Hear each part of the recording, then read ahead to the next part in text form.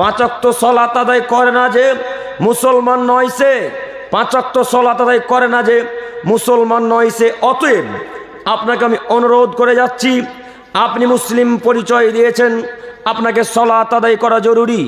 আপনি মুসলিম পরিচয় দিয়েছেন, নাম আব্দুর রহমান রেখেছেন, নাম আব্দুল করিম রেখেছেন, আপনাকে সালাত আদায় করা জরুরি।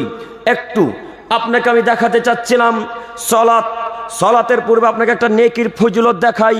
আমাদের নবী মুহাম্মদ সাল্লাল্লাহু আলাইহি সাল্লাম বললেন, রাস্তাতে যদি কোনো কষ্টদায়ক বস্তু পড়ে থাকে আর এই কষ্টদায়ক বস্তুটাকে যদি কোনো গ্রামের মানুষ, কোনো পৃথিবীর মানুষ সরিয়ে দেয় তো ফলাফল জান্নাত।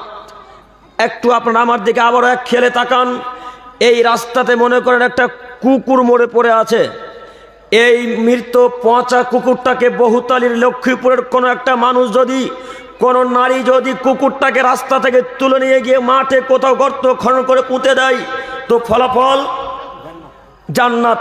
এ কথা মুহাম্মদ সাল্লাল্লাহু আলাইহি সাল্লাম বললেন। আব্দুল করিম ভাই, আমাদের নবী কি তাহলে কুকুরের কথা বলেছেন? জি না, আমাদের নবী মুহাম্মদ সাল্লাল্লাহু আলাইহি সাল্লাম কুকুরের কথা বলেননি। তিনি বলেছেন কষ্টদায়ক বস্তু।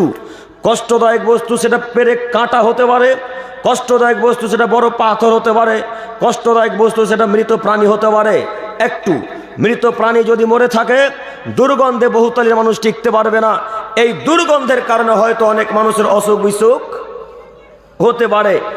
এই যে কষ্টটা বহুতালির মানুষ যদি এখন দূর করে দেয় তো ফলাফল জান্নাত হবে বলে আমাদের নবী মুহাম্মদ সাল্লাল্লাহু আলাইহি সাল্লাম ঘোষণা করেছেন। উল্লেখ্য যে লোকটা মৃত পচা কুকুরটাকে রাস্তা থেকে তুলে নিয়ে গিয়ে মাঠে গর্ত খনন করে পুঁতে এলো, এ লোকটা সালাত আদায় করে না।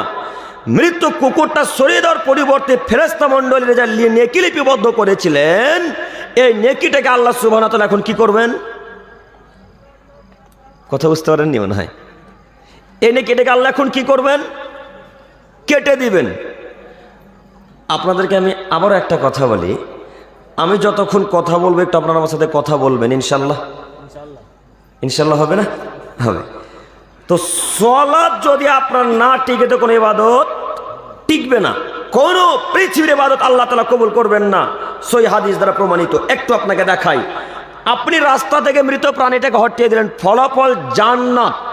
আপনি কাজ করেছেন জান্নাতে যাওয়ার, কিন্তু সালাত আদায় করেন না।